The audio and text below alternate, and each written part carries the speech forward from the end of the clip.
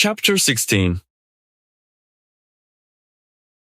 A current swept me up and slammed water into my face. Salt infected my eyes. It stung so badly. I saw the others struggle to crawl up the currents. Some made it to the top, reaching their heads up for any amount of air that they could get, but the rapid waves covered their noses and choked them even more. All of the others made attempts to survive. All I did was watch. I thought about swimming up to the top, but I didn't. These rich bastards can have all they want. They can kill with no consequences. I'll let them have their happy ending. I tried to close my eyes to accept what was happening to me, but I couldn't keep them closed for long, couldn't control myself. My body thrashed as it struggled for control against the water. I felt it creep into every crevice of my body. Suddenly, the pitch-black water was lit up by a white expanse. Fuzzy static filled my ears. I felt the pressure lift off my shoulders.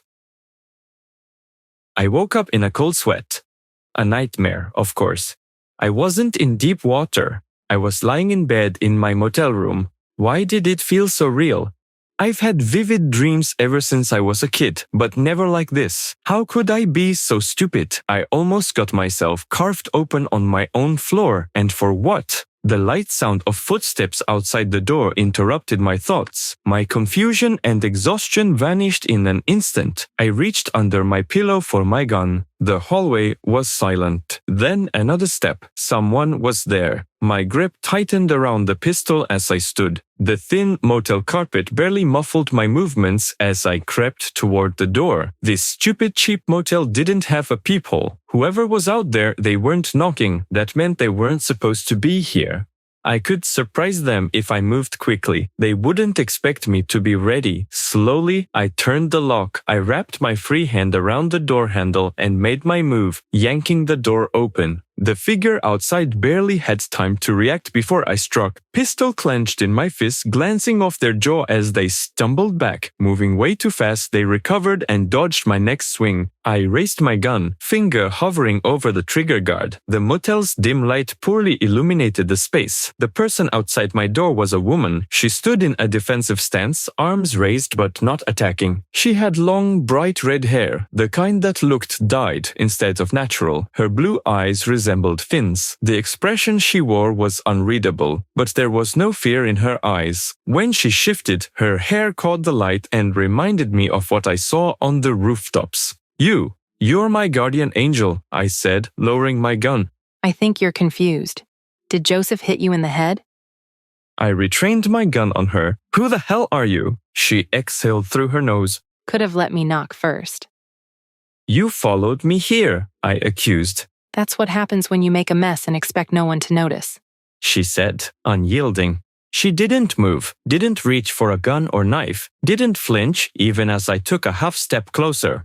Go on then, she said, tilting her head slightly. Shoot. I didn't. I couldn't. Something wasn't right. She would have killed me by now if she really wanted to. She had every opportunity on the street. What do you want? To keep you alive, she said simply. I didn't lower my gun. Bullshit. If I wanted you dead, you wouldn't have heard me coming. She had a point. Her voice was calm, calculated. She wasn't afraid, but she also wasn't provoking. She seemed to know exactly what she was doing. Could have easily killed me in my sleep without me even knowing. Slowly, I eased the gun down, though I didn't put it away. Fine, talk, she sighed. You're on borrowed time, Levitsky. The org wants you gone, and they're not going to stop hunting you. I already knew that, thanks, I thought, but didn't dare speak. I noticed she used my real name. How do you know this? Because I was a part of it, she replied. But I don't work for them anymore. I narrowed my eyes. And I'm supposed to believe that? She shrugged. Don't care if you do or don't. I came here to tell you how to stay alive. If you don't want my help, then I have other business to attend to. I studied her, searching for any sign of deception. I wasn't a naive person, but something about the way she spoke made me want to believe her. Still, I couldn't afford to be careless. What's your name? I asked. She hesitated as if she had forgotten her own name. It's Rue. I didn't have a better idea, so I led Rue into my room. The least I could do was investigate her on my own later, but for now, we needed to talk. The door clicked shut behind us, sealing out some, but not enough, of the sounds of the city. I dropped onto the edge of the mattress, exhaustion threatening to take me over. Rue lingered by the door, hands in her jacket pockets. You look terrible, she said, leaning against the wall. I huffed out a bitter laugh. Yeah, well, it's been that kind of month. You ever gonna stop running? She asked, almost out of nowhere. I frowned. What? She let the silence stretch just long enough before speaking. You know, Levitsky, you've been playing defense this whole time, just waiting for the next attack. But at some point, you're gonna have to decide how this ends. I gave her a dry look. And you know what to do? She shrugged. I think you know what needs to be done. I scoffed. Yeah? And what's that? She just stared at me, giving no response. It's always something with these gang people. I'd have to throw something out there to see what she knows. Where's Anna? I tossed out the name Finn said was his boss. Anna? Psh, she's nothing. Why does everyone keep saying that? Levitsky, I don't think you know her or who she is. I know you've never talked to her, because if you did, you would have met with Ben. She's always with him now. And Ben would have known who you were the millisecond he made eye contact. That reminded me of the day I saw Ben at the library with the person in the shadows who must have been Anna. Did he really see me then? Did he already know me? Why do you know me? I asked. I saw you on the night. She trailed off, then started over. I followed you to the dockyard, where that idiot thug died.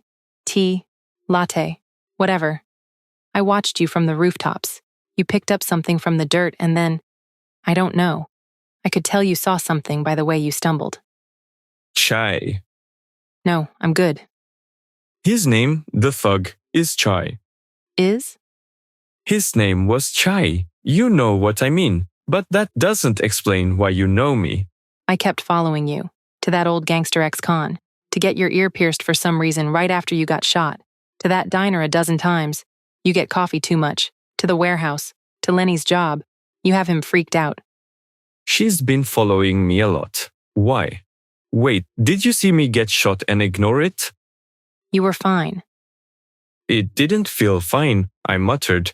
Then I saw you go to the front, that medical supply store. You learned too much, too fast about the organization. What you thought was a gang. I didn't expect you to leave there alive. But then... Oh no, she couldn't have seen. You drowned Klaus. He should have killed you. But somehow you came out on top. But then you gave him mouth to mouth and brought him back to life. She wouldn't make eye contact and was detached, very clinical, as she explained things. I felt like I was being dissected. And then Klaus vouched for you. It didn't add up. I thought back on the events before. You talked to yourself a lot. I mean, a lot. You stood out. I thought you were crazy. I'm sure everyone thought. All right, I get it, I said, before she could besmirch my dignity further. Damn, and I thought I had hit talking to Chai in my head smoothly. Sorry, I don't say that to be rude. I say it because after that night in the ditch with Klaus, you stopped talking to yourself. Immediately. But you did talk with Klaus, like you were best friends. I know Klaus, he's no one's best friend. She had been watching my every move. How did I not see her? Okay, so you know everything about me and you worked for this org. Why didn't you tell them? I expected you to be dead already. I probably would have killed you myself if Klaus didn't, but you killed him first. And then, you somehow put someone else in his place. Look, Levitsky, I know you're not what you seem. I think you have something, some ability, that can stop Ben, that can stop the old man. I want him stopped. She leaned forward slightly, her expression carefully unreadable. The old man. Anselm. The contagion, my mouth said before I could think. Some call him that. Contagion. He's been running this whole show from the shadows. My jaw tightened. Finn.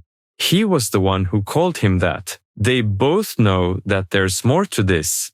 Why do all these people keep finding me? Why do you want him stopped? I have my reasons. I studied her. Why was she telling me all this after I've already been hunted and almost gotten killed? She's been watching me, I know that, but what's her endgame here? Fine, what's next? He's been in hiding for a long time now. Anna, she's the way in. That's convenient for you. Ruth's lips curved into something close to a smile, something I haven't seen on her yet. It's convenient for both of us. I exhaled slowly. You really think this ends with him dead?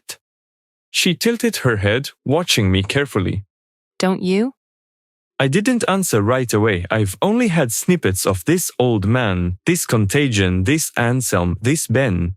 Other than them being generally bad people, why did I care so much? This somehow had something to do with Olivia's murder. But what? Why is it my responsibility to take them down? But as I sat on the edge of the bed, I couldn't help but feel that she was speaking the thoughts I had kept hidden away, even from myself. I replied, yes, I do. Rue gave a small nod, satisfied. Then you know what to do. I could feel an invisible force tug at my eyelids, something I couldn't ignore any longer. I knew I wasn't thinking as clearly as I should be. Can I really trust her? Can I really trust anyone? You should sleep, she said. I'll keep an eye out. I hesitated for a long moment, then exhaled sharply. Fine. I stretched out on the bed, but I didn't take my eyes off her right away. She didn't move, just stood waiting like she was trained to be this patient. Eventually, my body betrayed me and I drifted off into a fragmented sleep. A sudden ring cut through the air. My eyes snapped open, pulse surging as I reached for my gun instinctively. A second later, I realized it was just my phone vibrating on the nightstand. I grabbed it, checking who had called. Only a few people had this number. I answered immediately, then waited for the caller to say something first. I had to make sure I had the right person. Detective.